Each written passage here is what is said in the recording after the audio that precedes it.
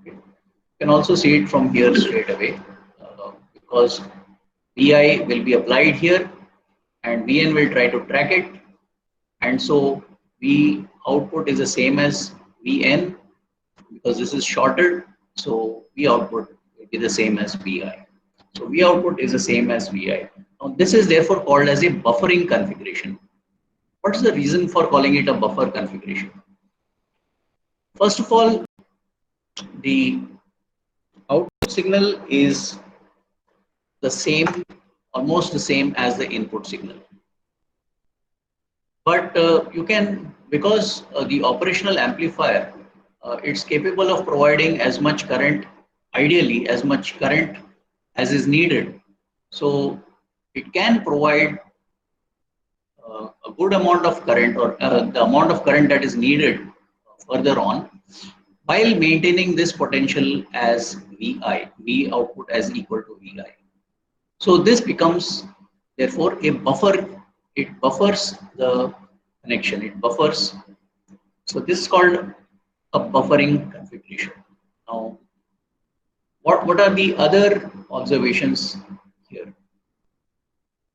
The output retains the polarity of the input signal. So polarity of the output signal remains unchanged, remains the same as that of the input, and the output signal is the same as, almost equal to the input signal. So here you can see that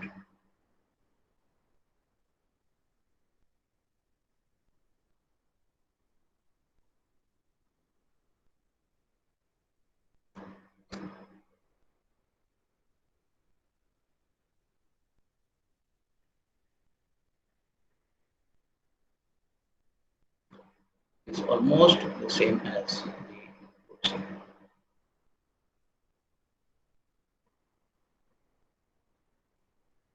And the third observation is that the output is isolated from the input.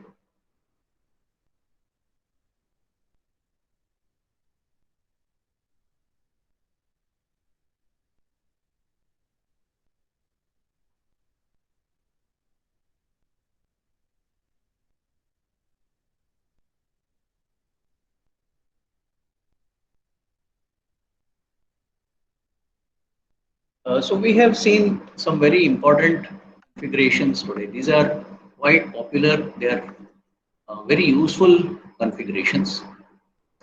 Let's save what we have done so far. Excuse me, sir. Yes, Sir, what does buffer configuration mean and why is it named so?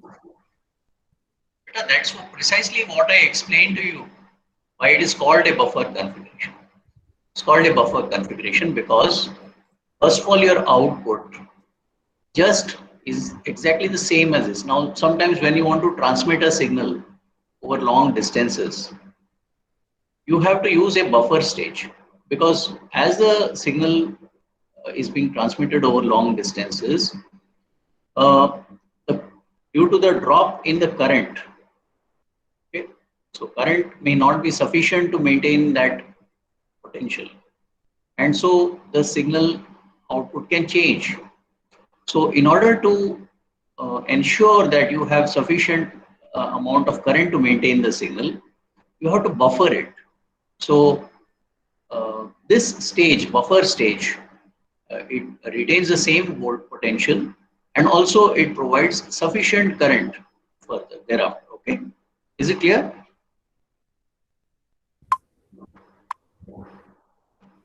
Yes, sir. Thank you. Yeah, and also it isolates the output from the input. So that's why it's called as a buffer stage. Okay, sir. Yeah. So let us go to the. Let us see another, or let us now just review and also see certain other aspects of the operational amplifier. We will take. I think we could take this one itself.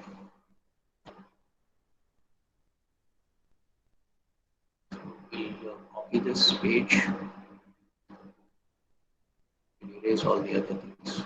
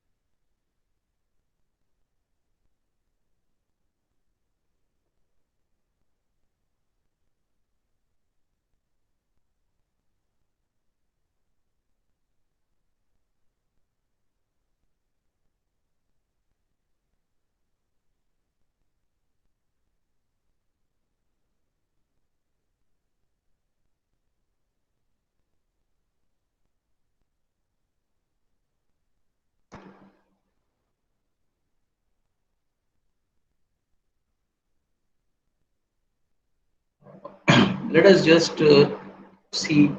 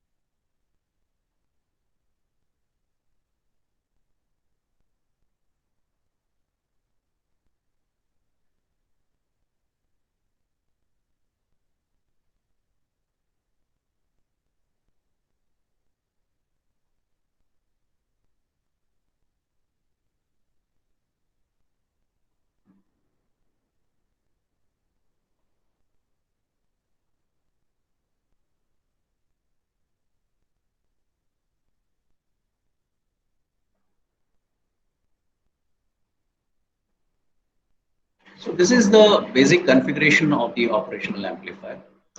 If we are to draw it as a, if you have to look at the operational amplifier as a device physically, we have a device looking something like this from the top. It looks like a chip like this. Um, and it has certain, it has, usually it comes as a chip like this with 8 pins, 8 legs, 8 pins.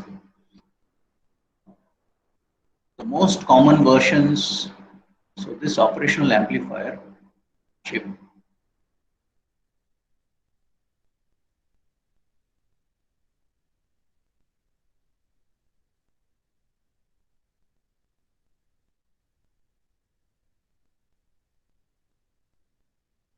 uh, it has 8 pins, so we can show these pins also.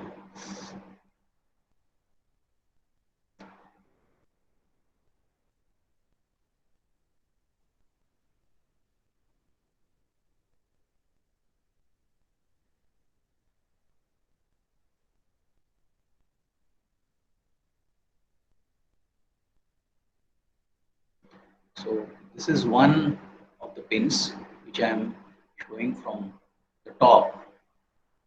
We'll make more copies of this. We'll need.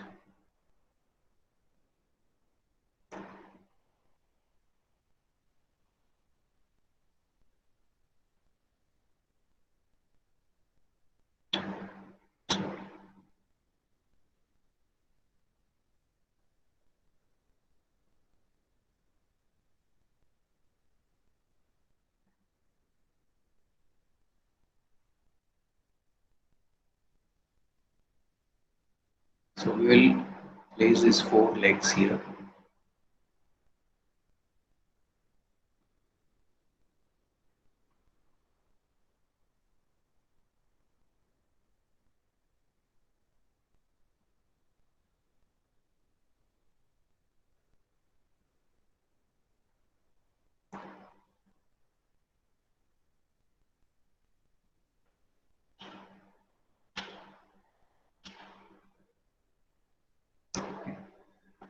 And also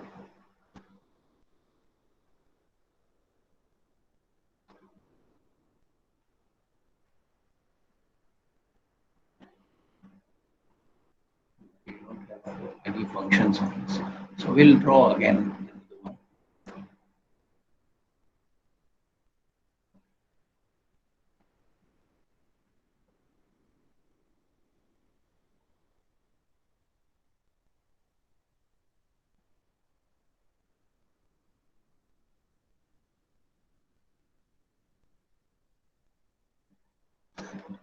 We'll make more copies of this.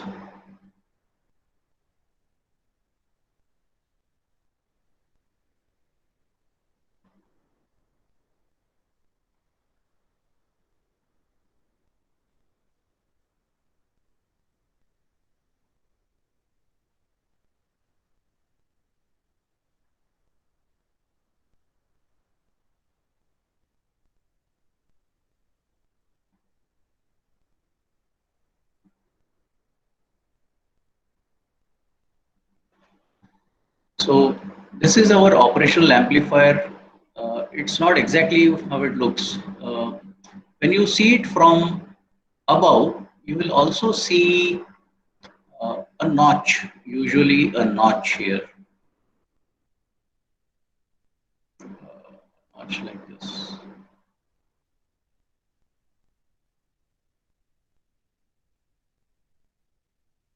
Okay. And here, usually you may see a dot or a circle. So we will mark this dot as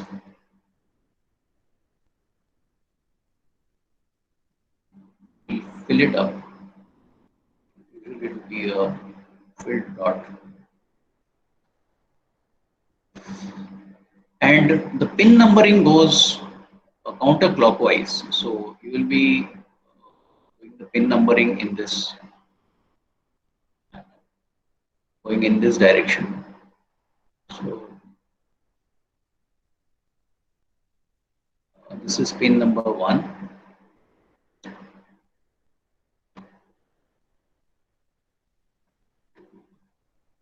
3, 5, 6, 7, 8. So these are the pin numbers, and the connections are like this. Pin VP is uh, pin 3.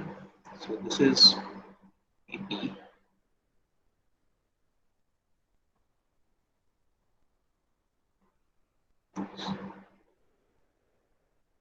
This is your non-inverting, non-inverting.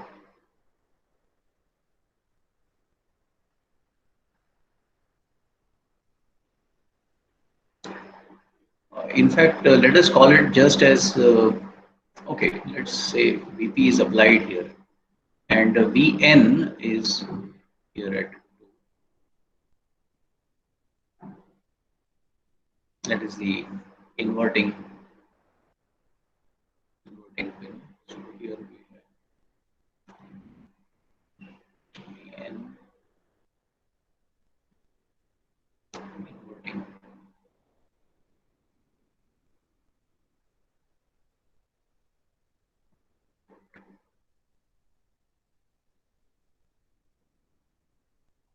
This is the non-inverting input.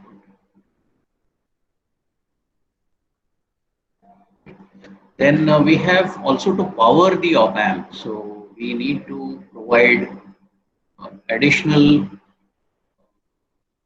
lines. We have to power it, and the symbol on the symbol of the op amp, it is usually represented like this. So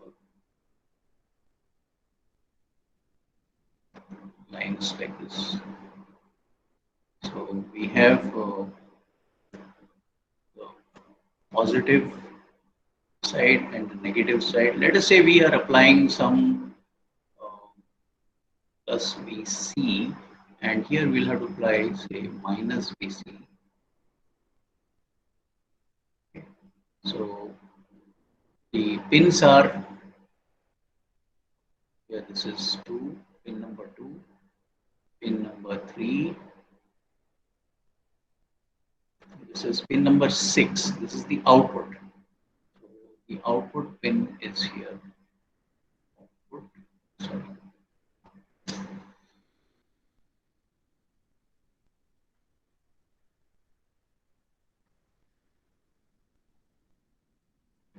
And we also have the plus. So this is pin number 7, and this is pin number 4. So pin number 7 PC. So this will come here, and pin number 4 will have minus PC. Usually these pins 1, 8, 1, 8, and 5. So they are usually not used, or they are meant for some other purposes. but they are usually not used. Now, the most common operational amplifier that we have is the uh, 741. It's popularly called as a 741. 741. So initially, maybe in the 40s or 50s, I think 50s. So it was a product of Fairchild, Mrs. Fairchild uh, company, United States. So this is popularly called 741. So very common general purpose chip, and maybe for 10 rupees you may get a chip, or maybe for 10 you may get two chips also. Uh, you can buy them by the dozens, tens, hundreds. They are very cheap, very common. Uh, they have a reasonable accuracy, and you can connect them. Now, this is when you look at this operational amplifier from the top. Okay? So, when you normally connect circuits, you have to also provide this plus VC, minus VC, um, and all these leads properly. Okay. In our conceptual circuits, we have not shown this plus VC, minus VC. But when you actually try to implement those devices, you will have to provide these. Okay. So, um, do you have any query in query so far? What we have done? Anybody having any doubt, any difficulty?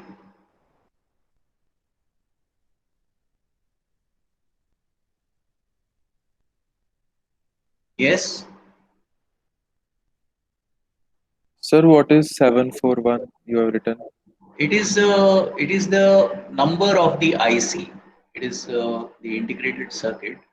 So it's an IC. IC is an integrated circuit, and the you just like you have microprocessors 8085. In the Arduino Uno, you make use of the Atmega 328. So these are numbers actually to identify the device. So you have 8051, you have 8259, a timer chip, 8255, an input output chip. So you have different chips. These are integrated circuits, and the operational amplifier, it's actually an analog device. So this particular analog device, it's a very old one. It's very popular. It's called 741. There are several other versions of this by different names. So OP07, they are better quality in the sense they can be used for instrumentation purposes. They have a very low input offset and very high gain. See, ideally we require negligible or non. We don't need an input offset.